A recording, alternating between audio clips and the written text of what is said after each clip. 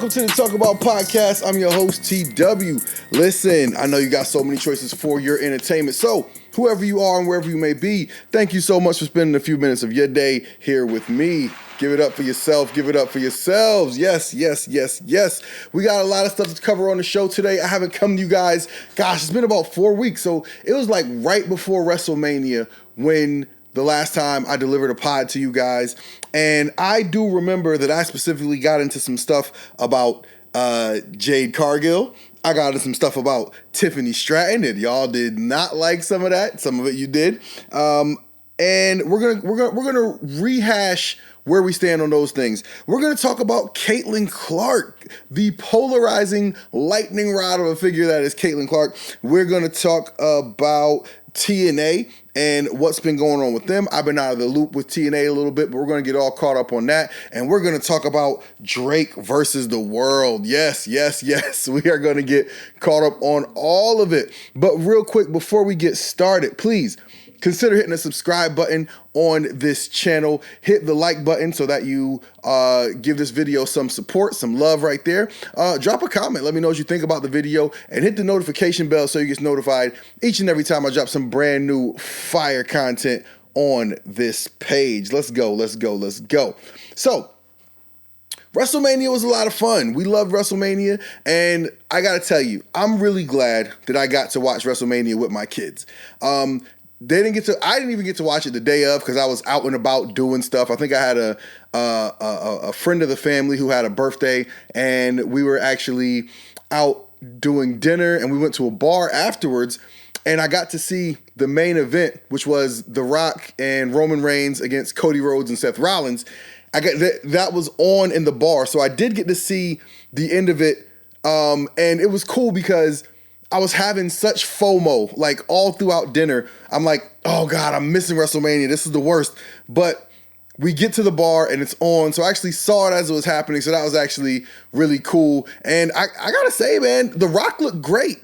And they structured a tag team match in a way where he didn't have to do too much. He didn't put himself in a position where he had to tear a muscle like he did the last time he wrestled John Cena. And I thought it was all done really well. So those guys deserve a big round of applause. They did great. Yes, give it up for all those guys. And obviously, the big winner of the weekend was Cody Rhodes. He finally got to finish his story. Woohoo!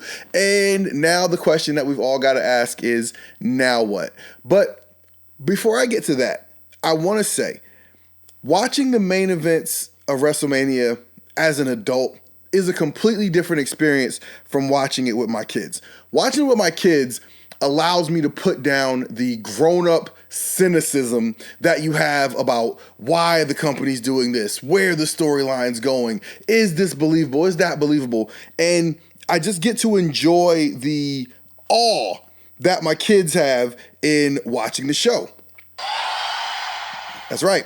So getting to enjoy my kids enjoying the show made it way more enjoyable for me. They loved all of the run-ins, the John Cenas and the Undertakers and all that. And I also bet that everybody who was watching that live and in person loved it too.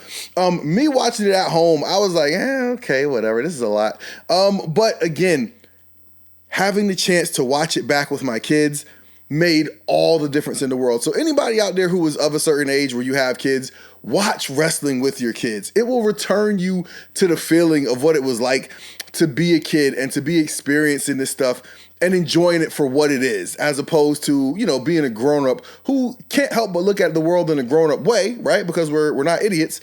And so it causes you to judge something unserious in a kind of serious way. So just a little bit of advice out there. If you have a chance to watch wrestling with your kids, watch wrestling with your kids. It is the absolute best way to enjoy it. That is, unless you're watching something like AEW or, any product that's intended for very mature audiences, in which case you probably won't enjoy watching that with your kids because they're going to ask questions that you're probably not ready to answer.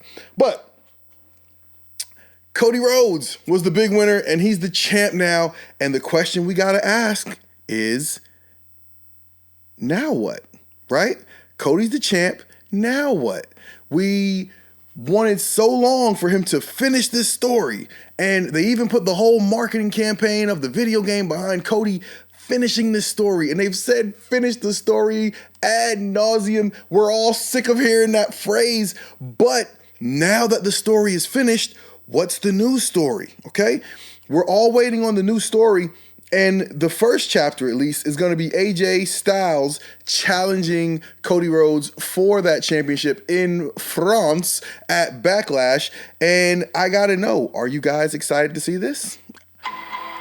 Are we excited to see AJ Styles versus Cody Rhodes? Is this going to be a great championship match and that's all it is?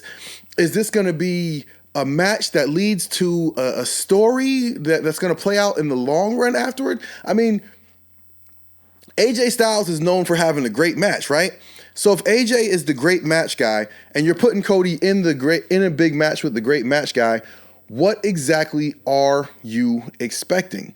And kind of a hallmark of what Triple H has been doing as the head of creative is telling long form, long-term stories. And so I just got to wonder, what's the long-form, long-term story that they plan on telling with Cody Rhodes and AJ Styles? Or is this just a one-off? I got to know.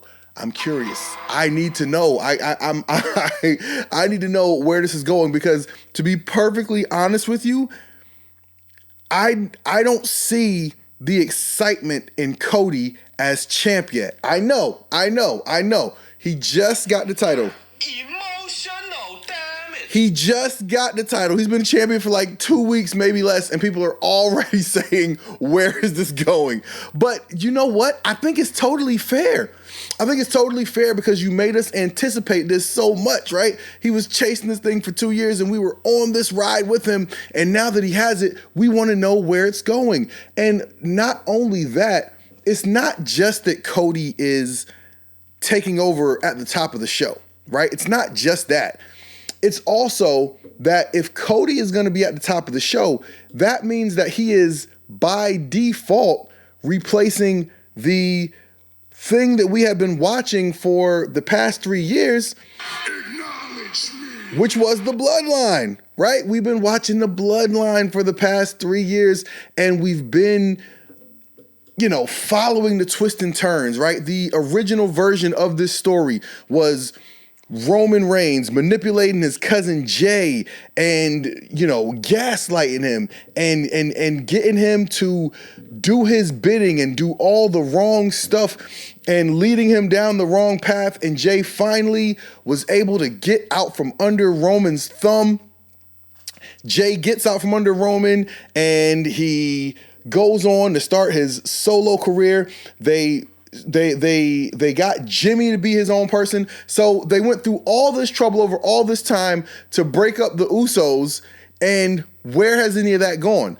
Because Jay was hot when he got to Monday Night Raw, right? Jay was on fire. He had thousands of people in the stands everywhere they went doing the yeet dance, right? Everybody going up with Jay Uso. Jay Uso is such a vibe when he came through. People could not help but to like this guy, right? The energy when he comes through the curtains, smacking the belts together and just having the mean mug and the scowl on, like he's just ready to dive in and get to action, right? Like you love watching Jay Uso, right? This dude, he's a star. And they saw that he's a star, which was, I'm sure, what inspired them to build this story around the idea that Jay was going to break out from under Roman and become his own man, become his own act, become his own star. But they didn't really do anything with that, right? They got Jay, they got him, sent him to Raw, and since he's going to Raw, what has he really done? He hasn't done much of anything. He won the tag team titles with Cody, but then they turned around and lost that real quick. He lost to Gunther for the Intercontinental Championship. I thought he should have won that. He lost to Roman at SummerSlam for the World Heavyweight Championship. And what has Jay really done? He hasn't done anything, and it's crazy because the people actually wanted to see Jay win, right? The people wanted to see Jay win, but it just was not in the plans. So now we're past WrestleMania. Roman has dropped the title, and we got to keep the Bloodline story going, right? We got to keep the Bloodline story. So what do we do now? Now we got something that I actually do like. We got Solo making a move. I like this. I like it. I love it. I want some more of it. Solo came out and he did the same thing that Triple H did after WrestleMania 13 or WrestleMania 14 when Shawn Michaels lost the World Heavyweight Championship to Stone Cold Steve Austin. Triple H came out and he did this. Well, you dropped the ball. Said that to Shawn. But don't worry, HBK. Because Triple H picked it up. And now the ball is in my court. It's in your court. I'll take care of the worries. What? I'll take care of the problem. What? And I'll make the decision. Boom. So that was the night that Triple H came out and he introduced his version of D-Generation X, and baby, it was off to the races. It was off to the races with Triple H as the head man of DX. He brought out the Road Dogg and Billy Gunn, and he brought out X-Pac, and they had a brand new thing off and running with DX, and Solo Sikoa did the same thing minus the promos, okay? Minus the promos, because that's just not his jam right now. But Solo came out and he said, losing has consequences, right? and he beat down Jimmy Uso, kicked him out of the Bloodline, introduced Tama Tonga as the new member of the Bloodline, scared the living mess out of Paul Heyman. Paul Heyman took his phone, was getting ready to say, call Roman Reigns. And Solo took the phone, stomped the phone out. And later in the night, they're backstage checking on Jimmy. Kayla Braxton asked Paul Heyman how Jimmy's doing. Paul Heyman said, not well. And then Tama Tonga comes up and he looks Paul Heyman in the face and he says, by orders of the Tribal Chief. Wow. Whoa. Now, obviously, right, this leads to a grand big mystery because he was clearly not talking about Roman Reigns. As a matter of fact, Paul Heyman said at several times during this interview, during the promo segment, that Solo was trying to make decisions that he wasn't authorized to make because, these orders didn't come from the Tribal Chief. They didn't come from Roman Reigns. And Tama Tonga said everything was happening at the order of the Tribal Chief. So that leads to the question, who is the Tribal Chief? Who is the Tribal Chief that we are talking about? And there's so many choices here, right? Is Solo making a move? Is he anointing himself as the Tribal Chief? Is Solo acting upon orders that are coming up from even higher than him? Is he acting on orders coming from the final boss? We gotta know. So this is really cool because this story can go so many ways, right? The story can go so many ways. We are not bound in one particular direction where this story has to go. We feel like ultimately this is going to lead to some sort of split factions of the Bloodlines where it'll be Solo Sikoa, Tama Tonga, and we heard that Jacob Fatu recently has also signed with WWE. For anybody who doesn't know Jacob Fatu is a wrestler who most recently wrestled in MLW. His highlights are all around social media and stuff like that. I never really watched MLW like that, but if you see clips of Jacob Fatu, the dude is really, he can do a lot of stuff. But none of that stuff really matters, by the way, what he's done outside of WWE, because once he's in WWE, they are going to give you a reason to care. Hello, talk to me. We're not going to go off on a tangent on this, but I definitely saw some of the people who are the AEW diehards who were like, oh, they introduced Tama Tonga. I don't see WWE people talking about where's the story, right? But it doesn't matter what he did outside of WWE. And everybody who was on this, please listen, please pay attention to this. They introduced Tama Tonga as a part of a story. They introduced him as part of a story. They didn't just say, oh my God, that's Tama Tonga. He's a 73-time NJPW super duper weight champion. And you're supposed to care about that. No, that's not what they did. Because that's what AEW does whenever they're getting ready for one of their Forbidden Door shows.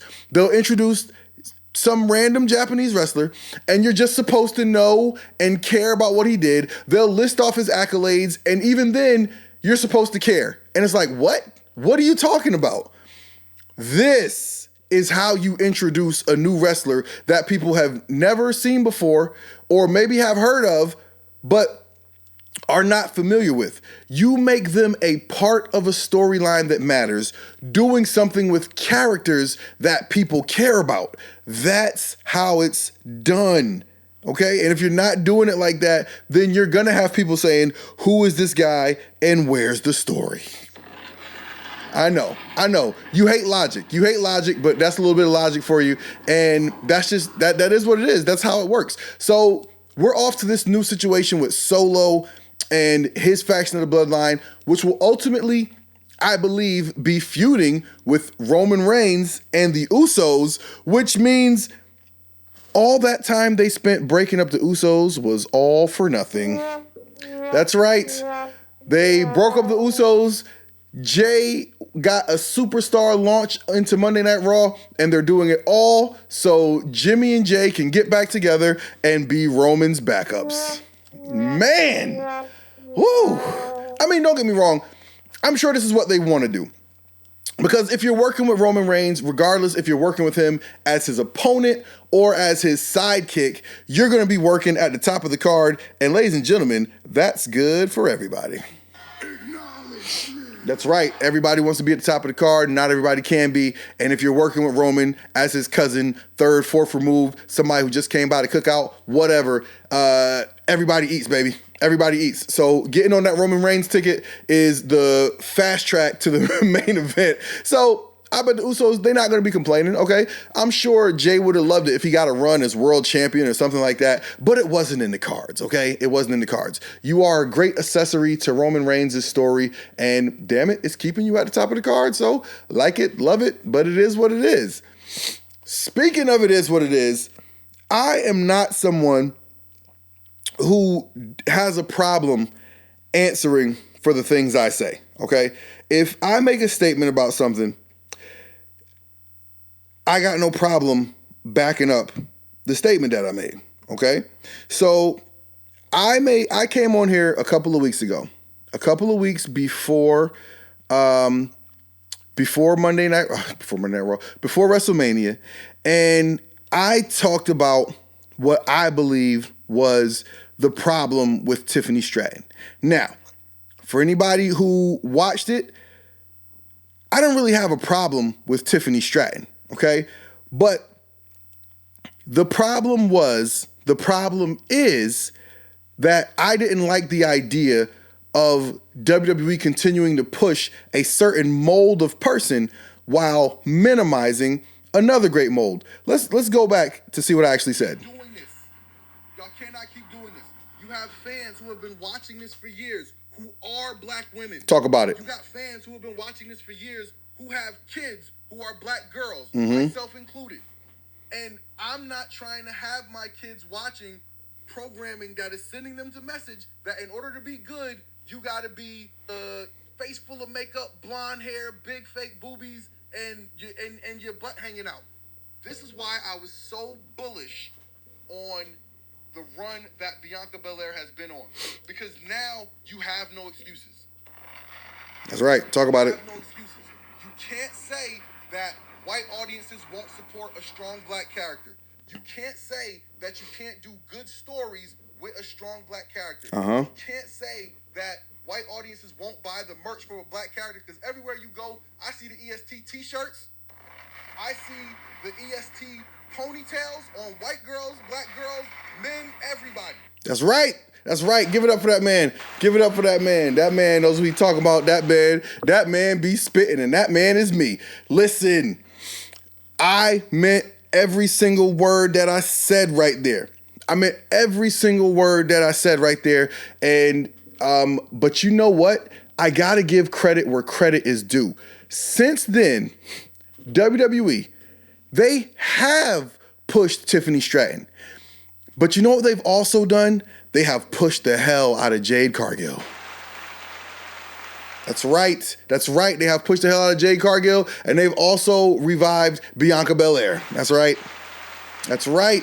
Listen, I give credit where credit is due, and I cannot complain. Okay? I cannot complain. My whole issue was that I did not want to see Tiffany Stratton get uplifted and praised and called God's greatest creation and all this other stuff that you know they're going to say about her. Meanwhile, you got the accomplished Bianca Belair becoming a background character. Meanwhile, you got this amazing physical specimen of Jade Cargill, a superstar made for WWE, getting left on the shelf. I didn't want to see that. And to WWE's credit, damn it, they have killed it. They have killed it with Jade Cargill. They've been killing it with Bianca Belair, and they brought back Tiffany Stratton this past week on SmackDown, and they killed it with her too. Give it up. Give it up. Listen, I got to give all the credit to Triple H and whoever else is in charge, because it is important to check off all those boxes. You have customers who are paying money, filling these arenas that are of all hues, okay? And these girls, these women, these men, these everybody, they deserve to see characters that represent them, okay? Because we all got money and the money's green, okay? And we all pay it. We all pay it to come to the shows and buy the video games and buy the merch and buy all of that stuff. And so we deserve to have characters who we can cheer for. Okay, you always have the option to cheer for anybody you want, but there's a responsibility on the part of the company to give people something to cheer for that makes them all feel good. And there's more than one type of person out there. And you know what? They have done it. So I want to give all the props to WWE, to Triple H for their representation in the women's division. That's right. That's right. Y'all deserve a big, big hand, big props for your representation in the women's division. You guys doing a great job with that. And I couldn't be happier. As a fan, I'm looking forward to seeing what they do with Tiffany Stratton next. She's a natural. She's a great heel. She's a tremendous athlete. She's built in a way where she's a credible fighter, right? Like, she looks like an athlete. She looks like somebody that could beat people up, right? We're not talking about somebody who's like 5 foot tall and does some cartwheels and, they're really pretty, all of that. So it's like crazy. Like, no, Tiffany Stratton looks like she could hold her own in a fight. Okay? And so Tiffany Stratton, she is going to be a big deal. And all I'm saying is, when I'm watching this show, let's just make sure that there's big deals who look more than just like Tiffany Stratton. If you guys like what we're doing, please consider subscribing to the channel. Hit the like button so you like this video.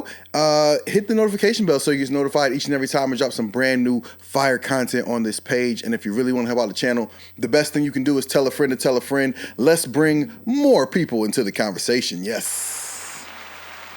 TNA held its they held their Rebellion PLE this week. So TNA is kind of on a big four structure. They do Hard to Kill at the top of the year.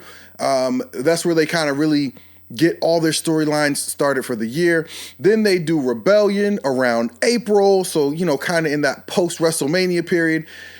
Then they do Slammiversary in the summertime. Slammiversary is usually one of the biggest, most impactful shows they do of the year. That one usually comes in the summertime. And then they do Bound for Glory in October. They bill that as their biggest show of the year, supposedly at WrestleMania. But if you really watch the way that the year plays out, Slammiversary is typically the show where they do the most stuff. Bound for Glory is supposed to feel like kind of the end, but what I've noticed that they actually do is that they really coast. Like once they have Bound for Glory, they really will go into coast mode into the end of the year and then just try to reset everything come January with Hard to Kill. And I really hate that model, I gotta be honest with you, because there's a lot of time between October and January. A lot. Especially if you're, watching a TV show. You go through, you got, November, Thanksgiving. They always do like their Thanksgiving episode with the turkey suit thing and all of that, but they typically don't do anything truly meaningful between Bound for Glory and Hard to Kill. So they got to change that. They got to do something where they have more of a calendar where each thing plays into the next thing, because there's just too much dead time between Bound for Glory and Hard to Kill. So hopefully they can get that changed. But they had Rebellion on pay-per-view last night. I'm recording this on Sunday, so it was last night for me. Whenever you're hearing this, it may be a couple of days ago. But there was a lot to like on this show. I saw a lot of things that I really liked. The wrestling is good. They got good young stars, good young athletes. They got surprise returns and a good mix of veterans and young people. And there's a lot to like. Okay, let's get into some of what we saw in the show. There was the X Division Championship match, Mustafa Ali versus Jake something. They had a banger. And Mustafa Ali retained. Real quick, I tweeted this the other day, and I totally 100% stand by this. If I'm Impact Wrestling, TNA, I would pencil it in right now that my next 2 Bound for Glory main events are Mustafa Ali versus Josh Alexander. I'm telling you, Mustafa Ali has been doing amazing work since he's come to TNA. He's cutting great promos. The matches are not unquestionably great, and he's a great character. He's the type of dude that could really just be the face of your promotion. And I think, Anthem, TNA, whoever is in charge, they need to sign Mustafa Ali to a long-term deal, lock him up, and they need to do with him basically what WWE did with Roman Reigns. Make him untouchable and undefeated from now until next year's Bound for Glory.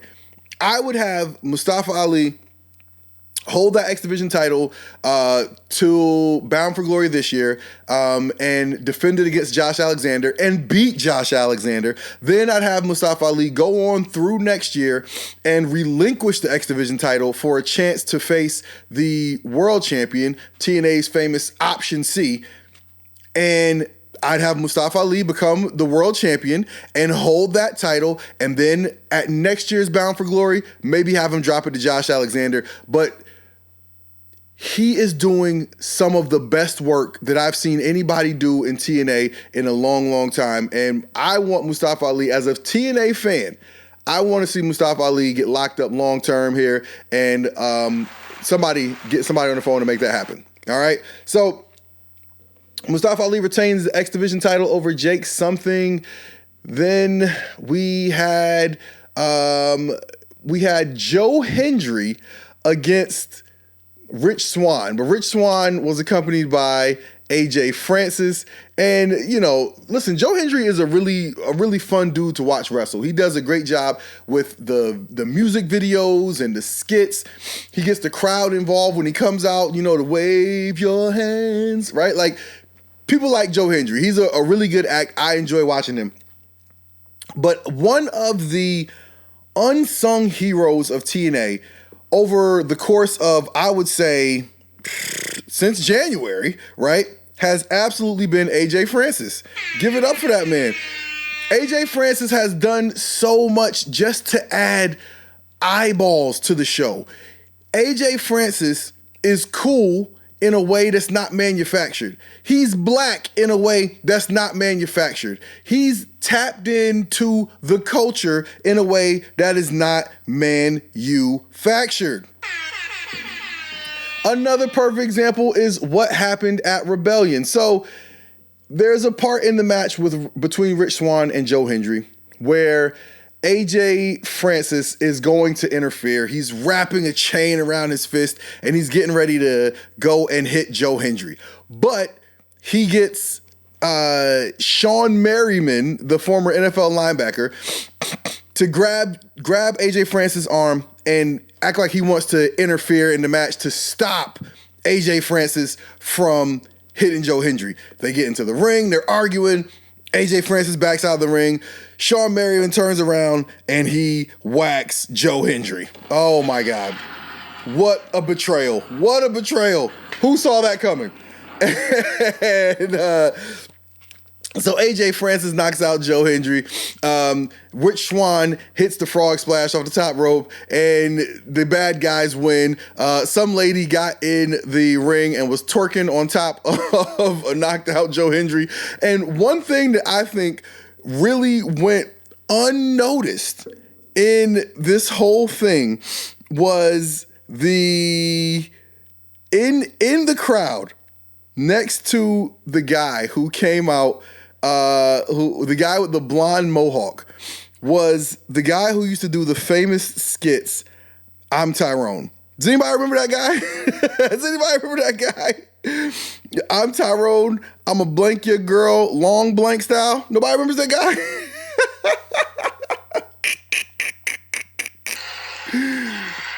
Oh man, hold on. That's the wrong one. I had the I'm Tyrone. I had the I'm Tyrone sound. Where is it? Nope, that's not it. Come on. Where's the I'm Tyrone sound? I had this. Oh my God. Come on. Where's this guy? Where is the? Oh yeah, here we go. Yeah. That guy. Remember that guy? I'm Tyrone, and I'm your wife. It's not, you know what I mean? I had to edit it because, I want people to be able to enjoy this podcast no matter who's around. If there's kids around, okay, you shouldn't have to turn my pod off. I want you to be able to enjoy it no matter who's around. So I had to edit little things like that. But you guys remember the guy with the do-rag? I'm Tyrone. Okay, that guy was in the stands next to the dude with the blonde mohawk who came out after the Rich Swann Joe Hendry match. And you know what? That doesn't happen if it's not for AJ Francis. Give it up for AJ Francis, okay? This guy is bringing light and credibility and coolness to TNA that was not there before and would not be there otherwise. So shout out to that man because he is bringing this.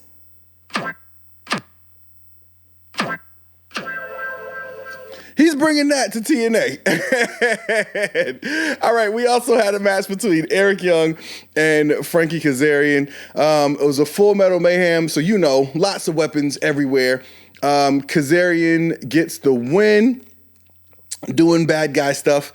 We also had Steve Maclin. Now, Steve Maclin is a former Impact World Champion. He's a guy who I always thought was a very kind of bland, boring type of character. But one of the great things that they did, and by the way, this is something that has to happen. It's called actually character development, okay? Character development is very important. Steve Maclin had a run as the TNA World Champion. Putting the world title on Steve Maclin, it allowed me to see him in a different light. Now I could see him as someone who is a viable champion. Because prior to that, you might have had him doing a lot of stuff, but it's not like he had any sort of great catchphrases or anything like that was making me go, oh, wow, this is a guy who I just need to watch. This is a guy who I just need to see. So giving him a run as the TNA World Champion allowed me to see him differently, right? And so now he looks different when he's on TNA screen, right? When he is, when you compare him to anyone else, you're now looking at someone who is a former world champion, and that means something, right?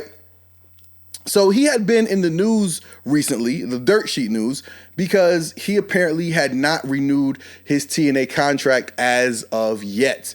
And so this segment started with him coming out letting it be known that, hey, I haven't renewed my TNA contract yet, but I have a TNA contract right here in my hand, and I may sign it if they meet just one more of my demands, right?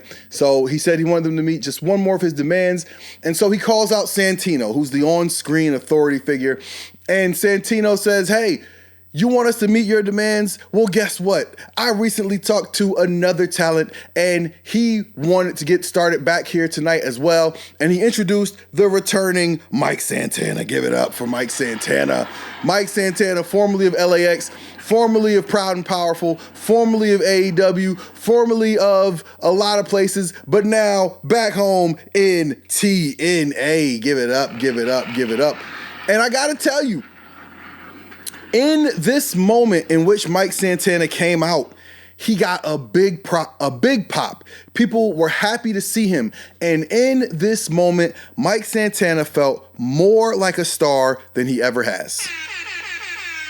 He felt more like a star in this moment than he ever has. So he comes out, he has a match with Steve Maclin, and he wins, but it was a solid match. They both look good. And I got to tell you, at the beginning of the match, when those two guys were facing off, I'm sitting there looking at this and I'm thinking to myself, you know, this is the core, the young core of up and coming guys who need to be the foundation of TNA wrestling. When I looked at Santana and Maclin staring at each other in that ring, I thought to myself, that's the current day version of Bobby Roode and James Storm. Yes.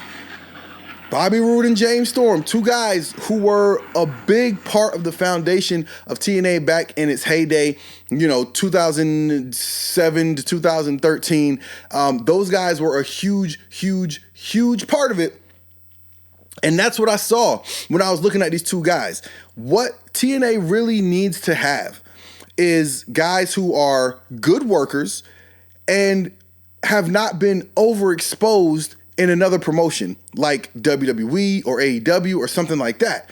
So that way they can build their character, build up a resume and a reel of great things they're doing, but not have fans constantly look at them and see their WWE character, right? It's very hard, almost impossible for fans to ever see Matt Cardona as anything other than Zack Ryder. Well, fans of a certain age, because there's, it's been years since he's actually been in WWE. So there are younger fans coming up who only know Matt Cardona as the Deathmatch Indie King, right? But for fans who knew Matt Cardona as Zack Ryder, it's going to be hard to ever see him as anything other than Zack Ryder. So when you have guys like Mike Santana, guys like Steve Maclin, who were in those other promotions, but were not overexposed and overused and had their value downgraded by bad creative, it's really great for TNA because these guys, they know how to work, right? They know how to do promos. They know how to promote themselves. They know how to interact with the crowd. And now they're working on a stage that actually cares about them. They're working on a production that actually values them. So I'm looking forward very much to see where those two guys go. I think, both of those guys got a chance to be world champions in the future. So that's one of the things you really, really, really like to see. All right, we have the system.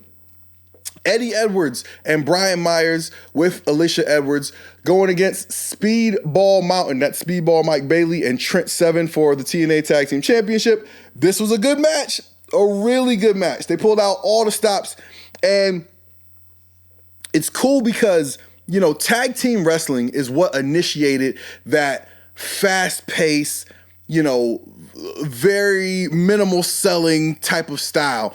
And I think once like the luchador / X Division, type of style started taking over where everybody was doing that, even in singles matches, it kind of decreased the value of what you see in tag team matches. But these guys nailed it, man. They nailed it. Eddie Edwards, Brian Myers, Trent Seven, Mike Bailey, they put on a really, really great match. In the end, Eddie Edwards and I keep wanting to call this guy Matt Cardona. I know his name's not Matt Cardona. Eddie Edwards and Brian Myers won. They retained the tag team championship.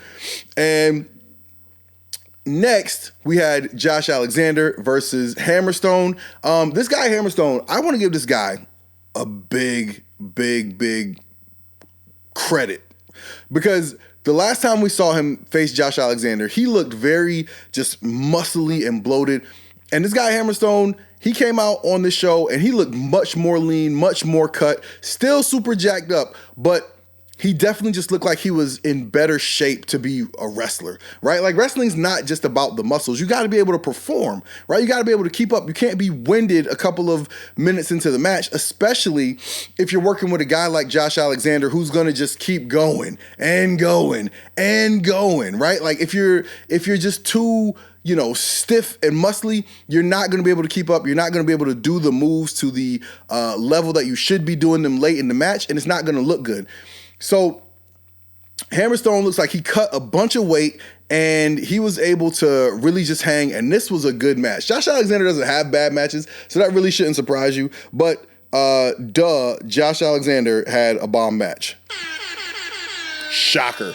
Okay, Josh Alexander wins, and it was a last man standing match. So what he did was he hit the C4 spike on Hammerstone on the ramp, and he couldn't get up to a count of 10, and Alexander got the victory. So that was good stuff right there.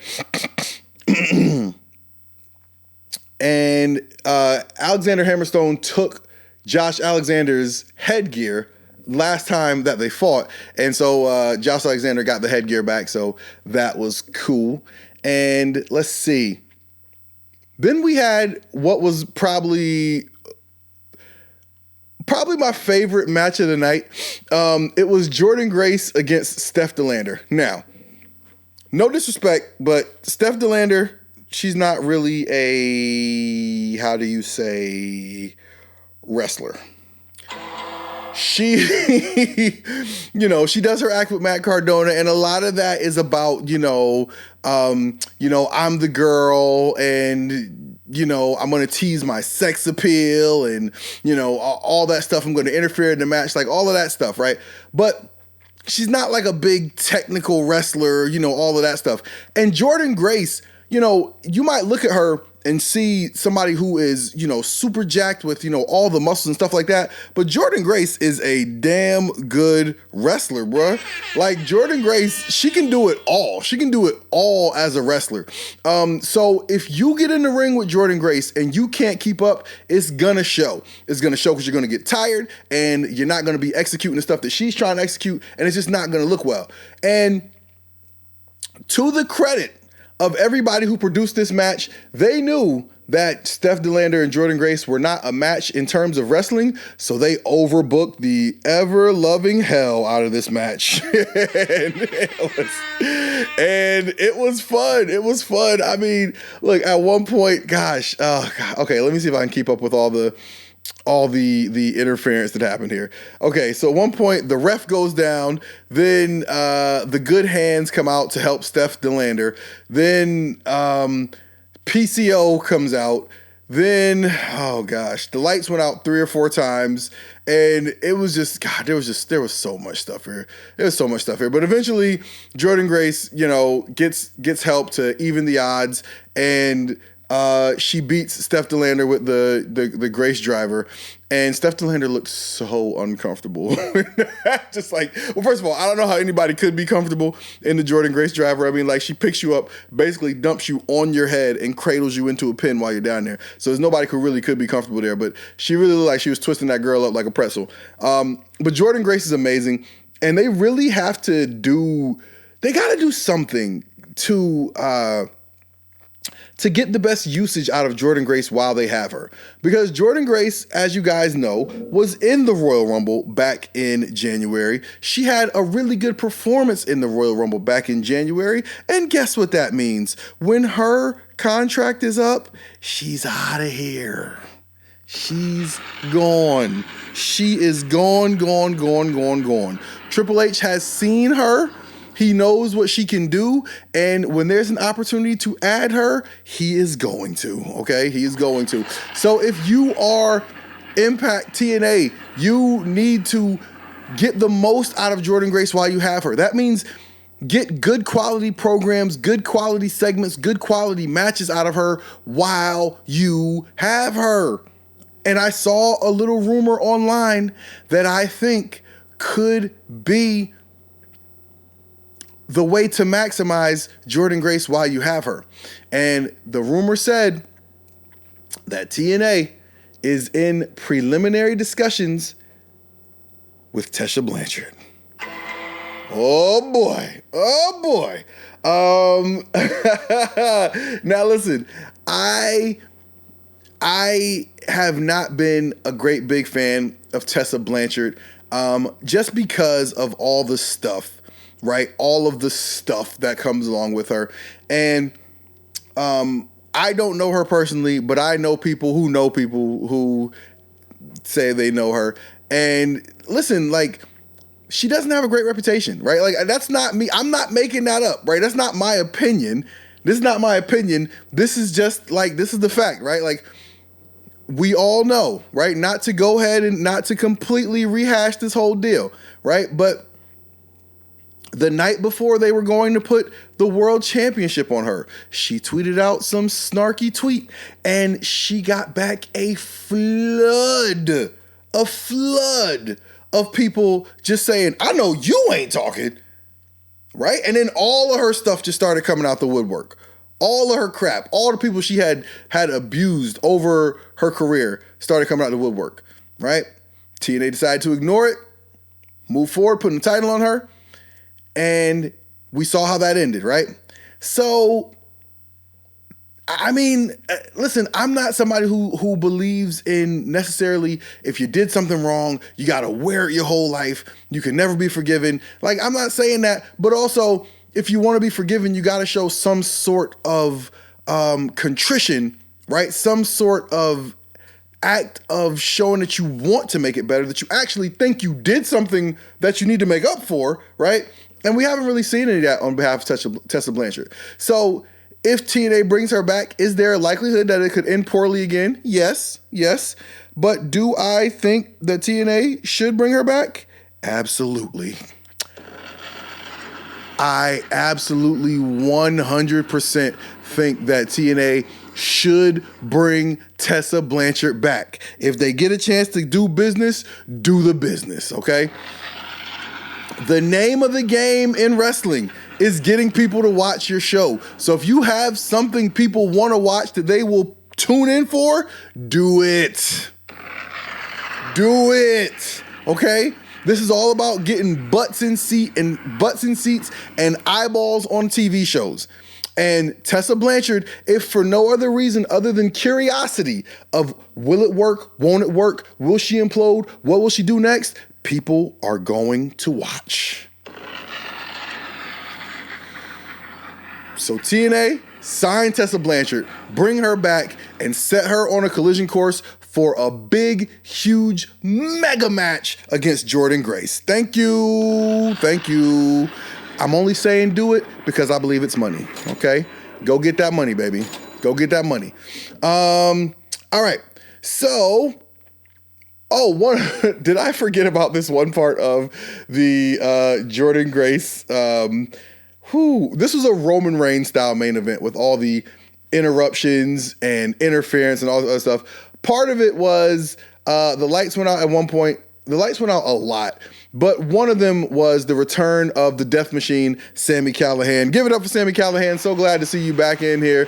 Sami Callihan, to me, one of his greatest contributions in TNA was the fact that he could pull matches, good matches, out of just about anybody. I mean, Sami Callihan and OVE were the major catalyst for making Tessa Blanchard look like she could believably beat men as a wrestler. That was because of him. And he pulled what I would argue are probably the only two good matches of Brian Cage's career in TNA out of Brian Cage. Sami Callihan is great. Sami Callihan is not good. He is great. So I'm glad to see Sami Callihan back in TNA. He's always had a great creative mind, and he's gonna make these shows better. Like, you don't add Sami Callihan to your roster and get worse. So seeing Sami Callihan come back, I think is a great, great thing. The main event of the night was Moose defending the TNA World Championship against Nick Nemeth. They had a nice little promo segment on Impact from Philadelphia on the Thursday before this PLE. And in that segment, Nick Nemeth came out and he went through the crowd on his way to the ring. And I was thinking to myself watching that, like, man, he looks like a real star. He feels like a real star. He's adding a lot of value to these people and their experience and the ticket that they paid. And they are excited to see him. I was really happy to see that. And I was thinking for myself, man, there's a chance they put this title on Nick Nemeth. Thank God. Oh, excuse me. Thank God I was wrong. Okay. I did not want to see Nick Nemeth win this title off Moose. He just got here. And I think he really has to earn some, he's got to earn some credibility amongst the fans. And I think if you want your title to mean something, you can't just throw it on the next WWE cast-off who pops up on your roster. You can't do that. And so having Moose beat him, I thought was the right move. I thought it was a smart move. And if we're being honest here, Moose needs to be built up too. Like, Moose hasn't exactly been the most dominating world champion that we've ever seen. So Moose needs to be getting these victories over people. And shout out to Tommy Dreamer and whoever else is in charge of creative. One thing I've been saying about TNA for the longest is when you bring in people from the outside, from the WWEs and AEWs of the world, they need to come in and they need to pay some respect. That's right. They need to come in and do some jobs. They got to come in. They can't just come in and start beating everybody, because what happens is you are sending the message to the fans and to the world that all these other people are better than the people who work in your promotion just because they work other places, which is crazy because, say it with me now, wrestling is a TV show. Hello, wrestling is a TV show. All right, anybody can beat anybody. So the idea that you're gonna, allow people to come in and just start beating all the people who are already on your show, who are gonna be there week after week and month after month, is crazy to me. So Moose getting the victory over Nick Nemeth was the right call here. After the match, the lights went out again, and we saw the return of broken Matt Hardy, and I was just like, woo. Oh, brother, this guy stinks. I didn't say that. I might have been thinking it. But I was like, bro, Matt Hardy, when he was in AEW, he could barely do anything. So, listen, he's, again, the Broken Universe stuff was amazing. It was super creative. And I'm sure if they let him get back to doing some of that stuff, it'll be fun content for TNA. But he should not be laying out your world champion to end your show. He should not be. Okay, maybe run in, get a hit, and run out, but he should not be laying out the world champion and posing with the title to end the show. It should not happen. He came out and everybody was doing the delete, delete, delete. That died out after like 2 minutes. Are we being honest? That died out real quick because it's from 10 years ago, okay? And moving on here from the pay-per-view. I enjoyed this PLE. But one thing I always say about TNA is that they have got to stop focusing on the past. They've got to stop focusing on the fans like myself who have been here watching the show for a very long time. They got to focus on that 10, 11, 12, 13, 14, 15-year-old fan who has no idea about the past and the LOL TNA and all of that. They got to make a show that fan wants to sit down and watch every week. They got to make a show that fan wants their parent to bring them to whenever they're in town. If you make a show for those people, we're still going to be here. The diehard fans, the TNA diehards, the ones who have been watching this show and want to ride it out, like, we are going to be here no matter what. So I'm not saying make a show that's going to turn us off, but like, honestly, with the way this product has looked at some points, there clearly ain't much that could turn us off. Let's be honest. Let's be honest. There ain't much that can turn away TNA fans at this point. So make something that's going to bring in new fans, okay? Not former ROH fans, okay? Not AEW cast-offs and leftovers. Something that's going to bring in a newer, younger, more fun, more hip fan base. That's where you need to focus. And this is where I want to give TNA credit. They are doing that in a lot of ways. I just mentioned all the stuff that they're doing with AJ Francis, all the stuff that AJ Francis is bringing to the show. They are allowing him to do that stuff, right? They're allowing him to bring in the right mix of, former athletes, social media people that are making the show fun, noteworthy, cool. DJ Who Kid, okay? AJ Francis is the reason all of that stuff happened in TNA. So they need to continue to give him the creative freedom to do that kind of stuff. All right, continue to boost the women. They got, a young talent, Zaya Brookside. I think she is WWE bound. So she's another one who you better get all the memories and production you can out of her now, because she's got every tool to be a superstar on NXT and beyond. Okay, Jordan Grace, you got her right now. Do the best you can with her. All right, there's a lot to like about TNA. There is a lot to like, but one thing that TNA fans have got to stop doing. Stop expecting to turn on this show one day and have it just look like AEW. That's not going to happen. That is not going to happen. TNA fans, wake up. They are not going to just all of a sudden drop millions of dollars into production value and you turn on this show and it looks like it looked in 2009 and it's on a major network in a giant arena. It's just not going to happen, okay? It's not going to happen. So make peace with that. Make peace with that and enjoy the show you have in front of you, because TNA has a good product. They do good video production. They got a good mix of vets and young wrestlers. The female wrestlers are some of the best, and they're having fun. They're doing a lot of great stuff. So Impact fans, just tuck your expectations a little bit. Don't over expect and allow them to deliver you what they're actually serving. And I think you will find yourself pleasantly surprised with what this product has to offer. The Caitlin Clark train is here. That's right. And I, for one, am here for it. I'm a big fan of women's basketball. I've been a fan of women's basketball for a long time. And you can't deny that Caitlin Clark has brought a level of visibility to women's basketball that has not been here for ever, right? Like, I mean, like, you can't deny it. But as these things tend to go, right? Whenever one person is getting more credit than everyone else, you're going to have your detractors. You're going to have your naysayers. You're going to have your haters.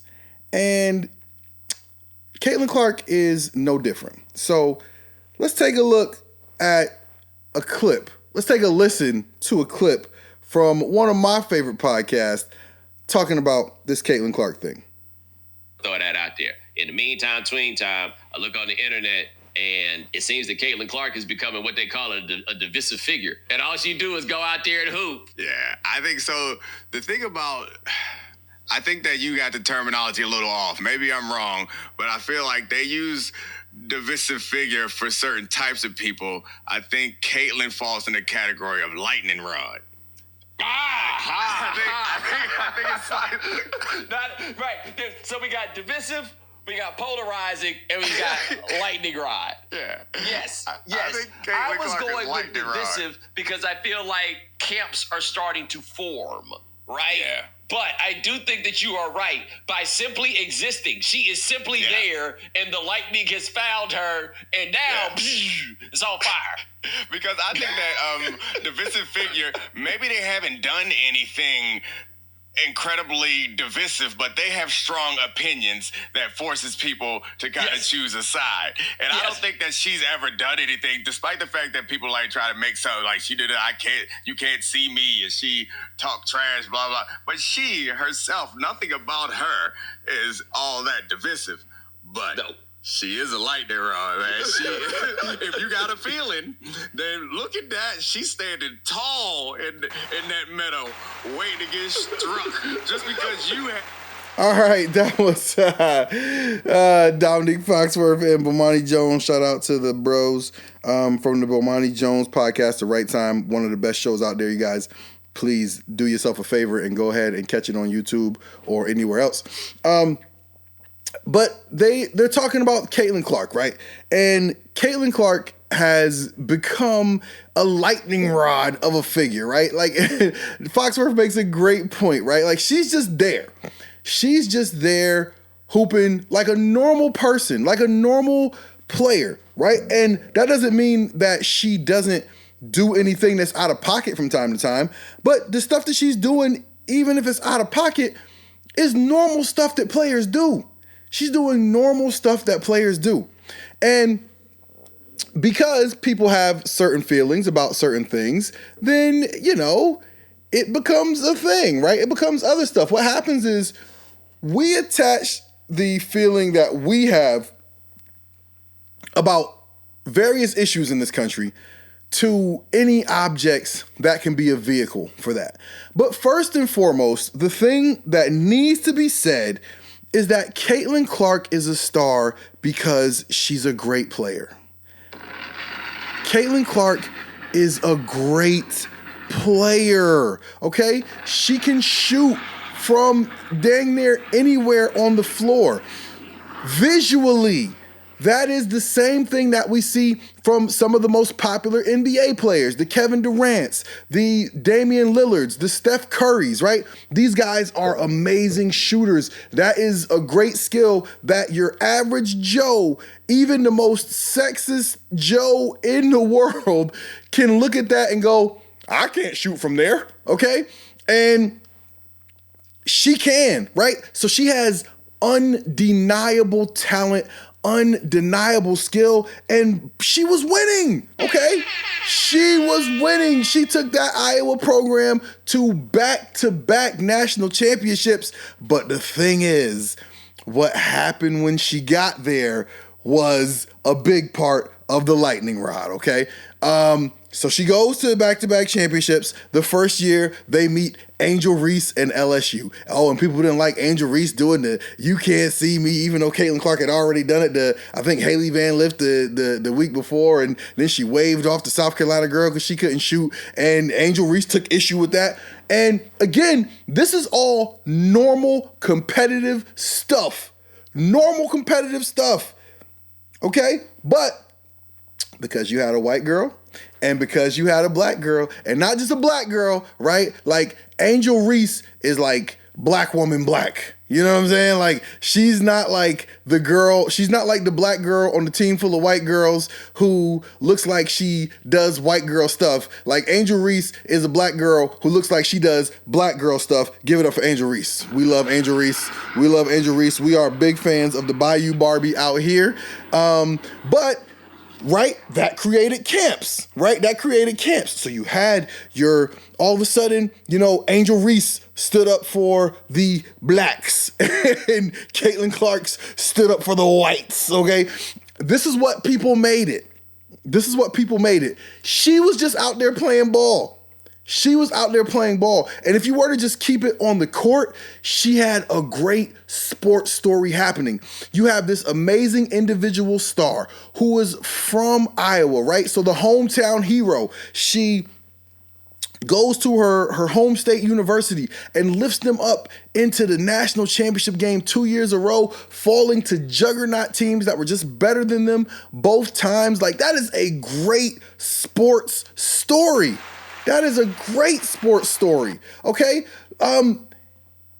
You gotta love what she's bringing to the table. And by the way, here's the thing, right? Like, the famous saying the famous saying that I believe it was Jay-Z said when he was accepting an award years ago. He said, "Men lie, women lie, numbers don't. Numbers don't lie," okay?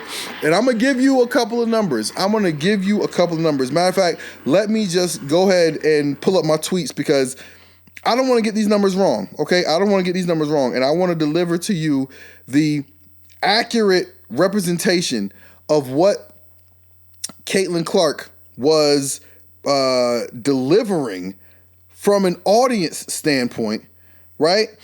In ways that we had not seen before, right? So the numbers for the national championship games, not even national championship games. Let's just go back because we followed Caitlin Clark's story all throughout this tournament, right? We followed her story all throughout this tournament. She was the feature player, and they organized those brackets in such a way where on the way to the championship, Caitlin Clark, if her team made it, Caitlin Clark was going to get to topple all of the great programs, the teams she had previous stories with. And along the way, she got to play against LSU. Okay, she got to play against LSU in the regional was it the regional final? Yes, no, she got to play LSU in the regional final. And that game, I'm looking for it. I want to get you guys the exact numbers here, guys. Bear with me here. So she played LSU in the regional final.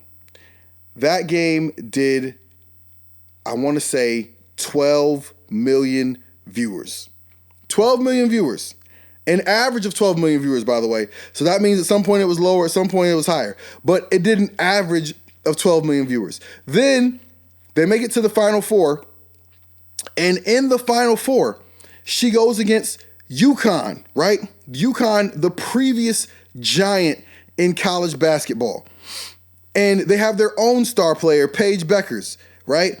And by the way, Paige Beckers was ranked number 1 in the same recruiting class with Caitlin Clark. I think Caitlin Clark was ranked number 3 or 4 or 5. It's not like she was like super slighted or anything like that. But the point is, she got to play against UConn. Okay, I got it here. So LSU versus UConn did an average of 14.4 million viewers.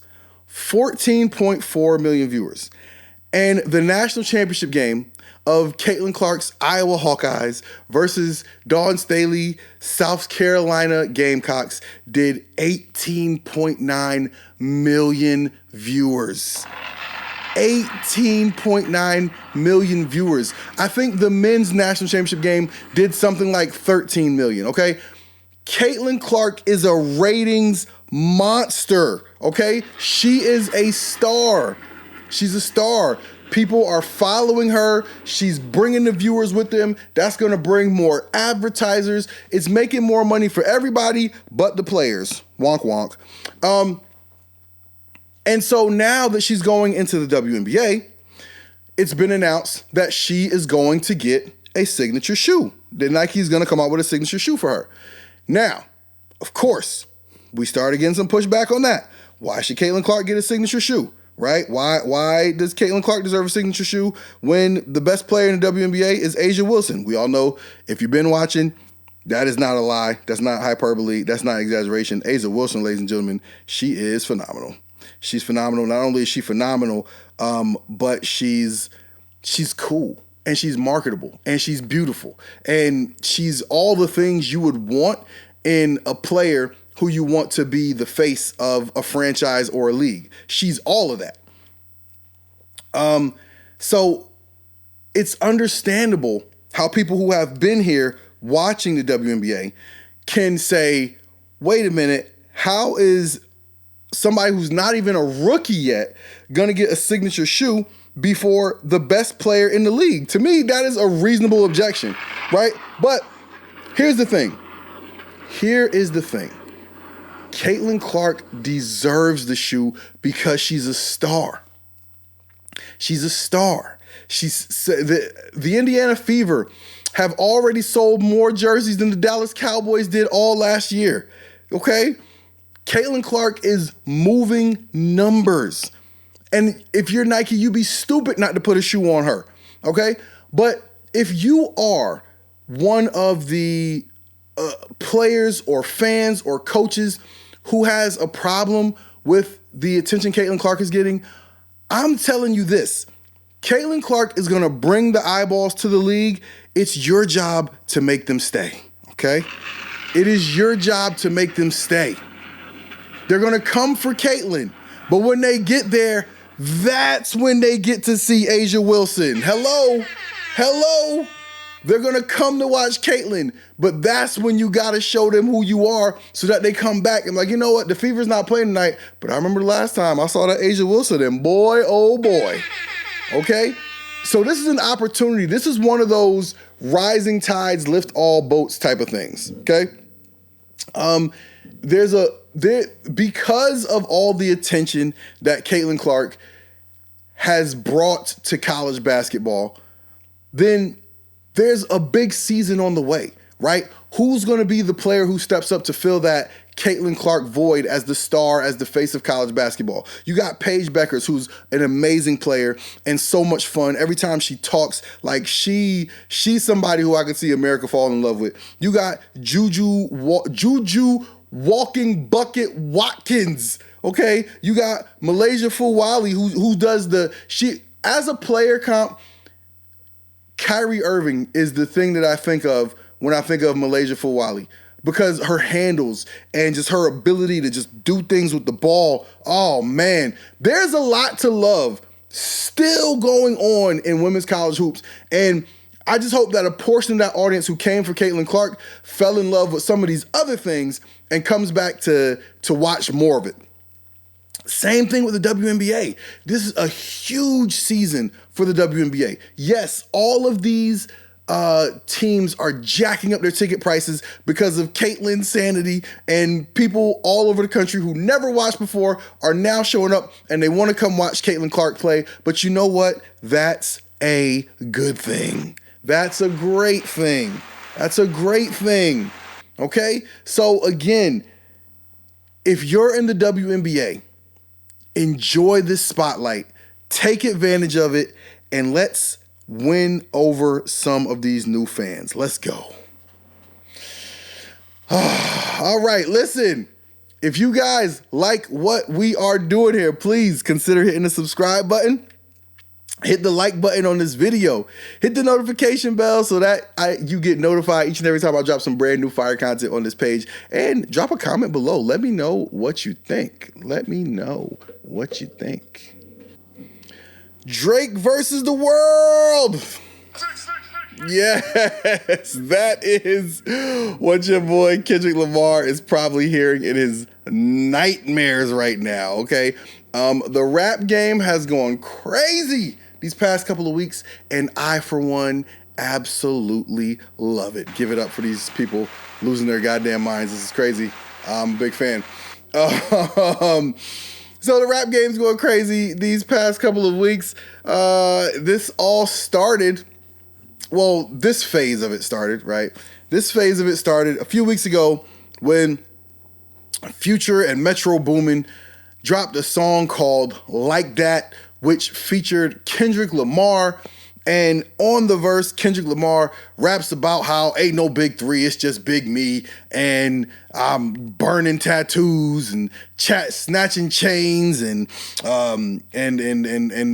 what else? Oh, all of your dogs getting buried. You know, it's K with the nines and all of this stuff. Kendrick Lamar was talking that big talk, baby. Oh, it was good. I loved it. I was like, is he really calling out Drake and J. Cole? Is he really doing this? And then, for my man J. Cole, I gotta say, it all went left. I'm a big J. Cole fan. I gotta be honest. I think J. Cole is the best rapper who's currently making music right now. But if I gotta be totally honest with you, J. Cole took a self-inflicted L in this situation. Emotional damage. Emotional damage is definitely what J. Cole has to be feeling at this point in time. So in response to Kendrick Lamar's jabs on like that, J. Cole dropped a very mild diss. He put out a little project we're leading up to his album The Fall Off, and he did a little kind of preview project called Might Delete Later. It would be the equivalent to like a mixtape, right?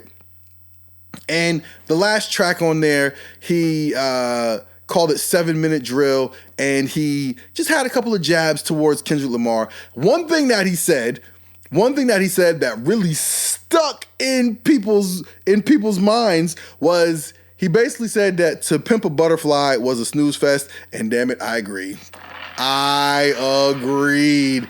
I've been trying to listen to Pimp a Butterfly since 2015, and I just finished it last night. I just finished listening to Pimp a Butterfly last night, 7 years after the album came out, because the first half of it is it's such a drag. It's like depressing, and I'm not trying to do that. I wasn't really trying to listen to it, so I finally forced myself to listen to it, and it's fine. It's a fine album.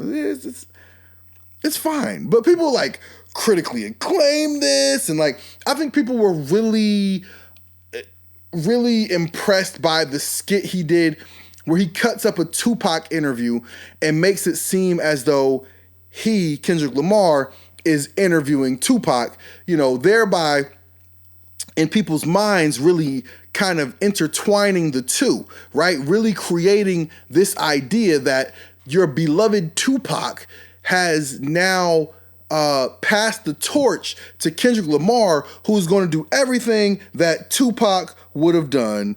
Aww. Okay, so people love To Pimp a Butterfly, and J. Cole came out and basically said it was weak, and oh my God, my timeline exploded.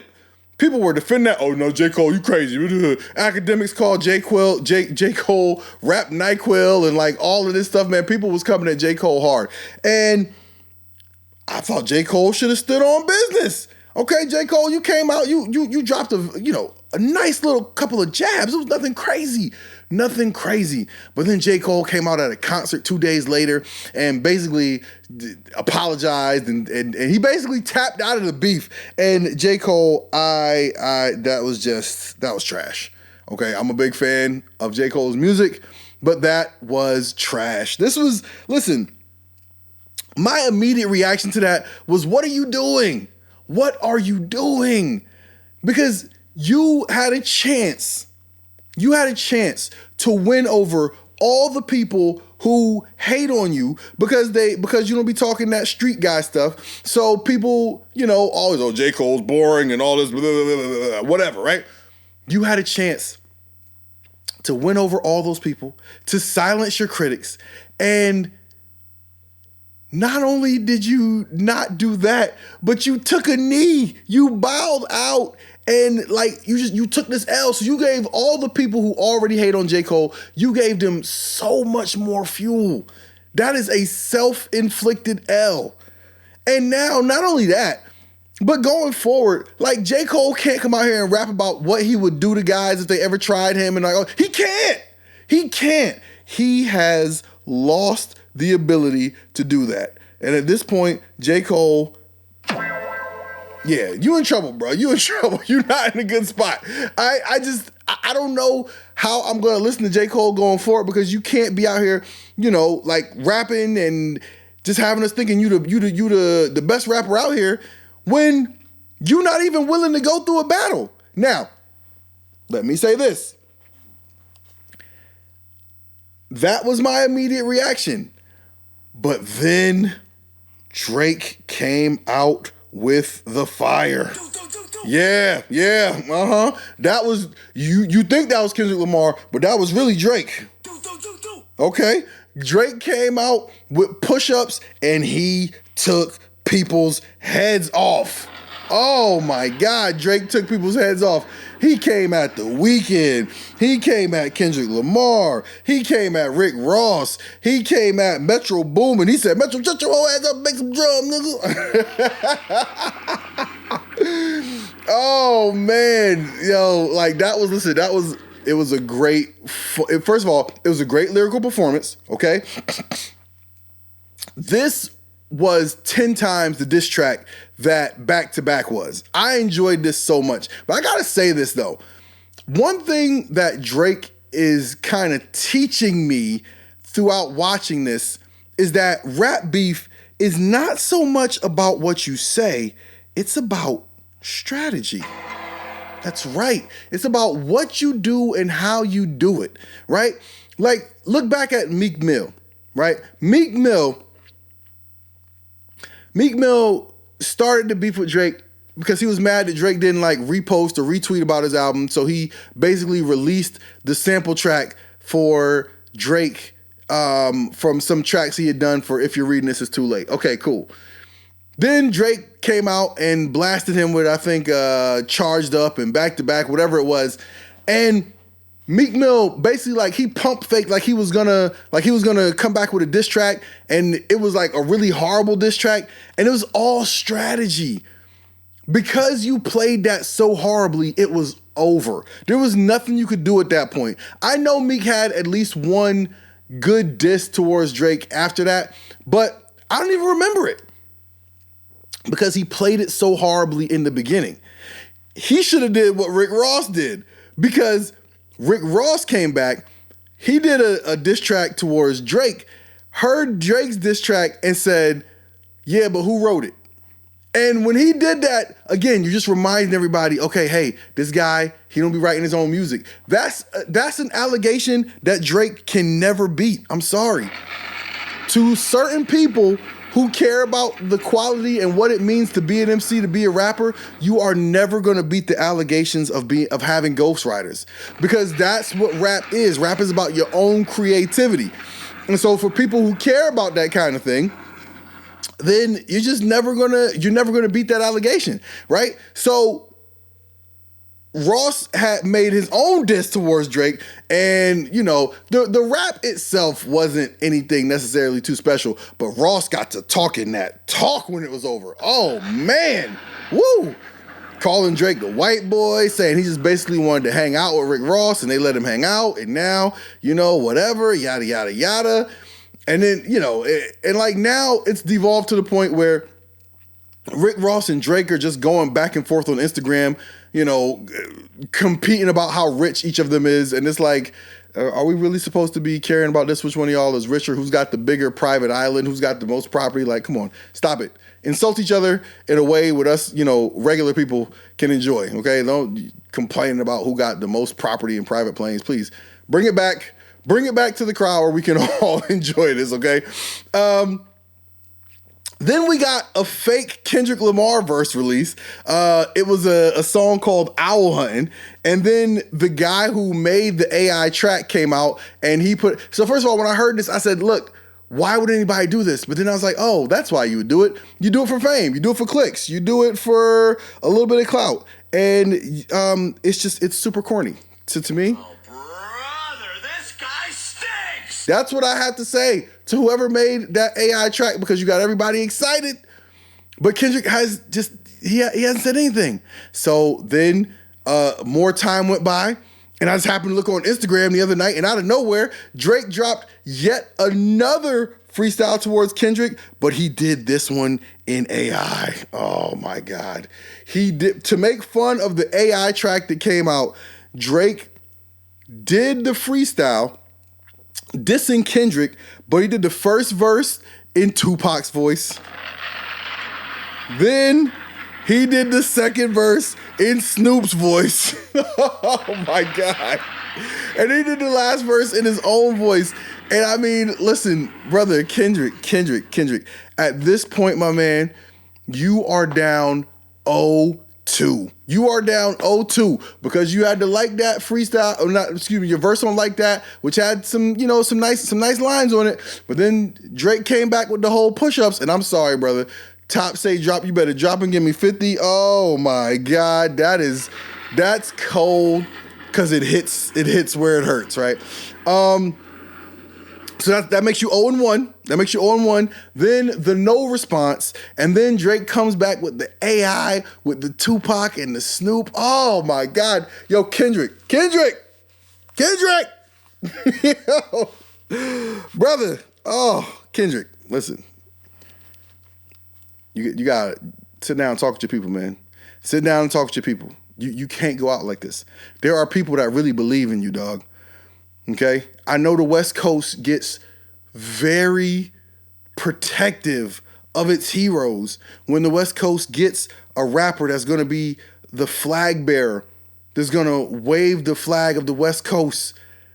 They love you. They put you on a pedestal. You cannot take this L. You can't. You can't, Kendrick. You got to come out. You got to come out of hiding. You got to get your pen, get your pad, get in the booth, and you got to drop something. Even if it's just a track saying F Drake, you got to do something because this is getting ugly for you, my brother. Rick Ross, I would say Rick Ross is holding his own. Because, listen, again, a rap battle is not about what you do. It's about how you do it. So Rick Ross is maintaining his insults. He's not losing any sort of, status, or he's not showing any sort of embarrassment. He's not taking any L's based on his interaction with Drake at this point. I think Rick Ross is still in a good spot, okay? We haven't heard anything back from Future. We haven't heard anything back from The Weeknd. We don't know if there's anybody else who was subliminally being dissed in that Drake thing. We haven't heard from J. Cole. Good Lord, do we even want to hear from J. Cole at this point? Oh, Cole, brother, you and oh my God. All right, but here's what I want to know from y'all, from everybody listening. How do y'all see this playing out? Okay, who's gonna come out victorious in the end? You got Drake or you got The Field?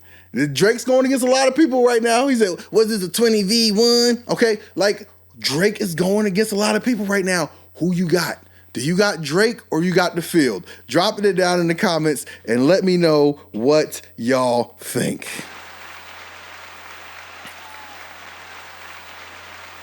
All right, listen, that is all I got, okay? Please hit the like button on this video. Drop a comment down below. Let me know what you thought. Let me know where you're hearing this at, where you at when you're hearing this, where are you catching it from, what country you in, what state you in, what city you in, what state of mind you in, okay?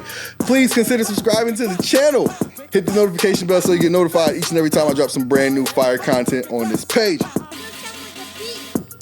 Most importantly, if you want to help out the channel, the best and most important thing you can do is share the content. Tell a friend to tell a friend. Let's bring more people into the conversation. Until next time, I am TW. Peace.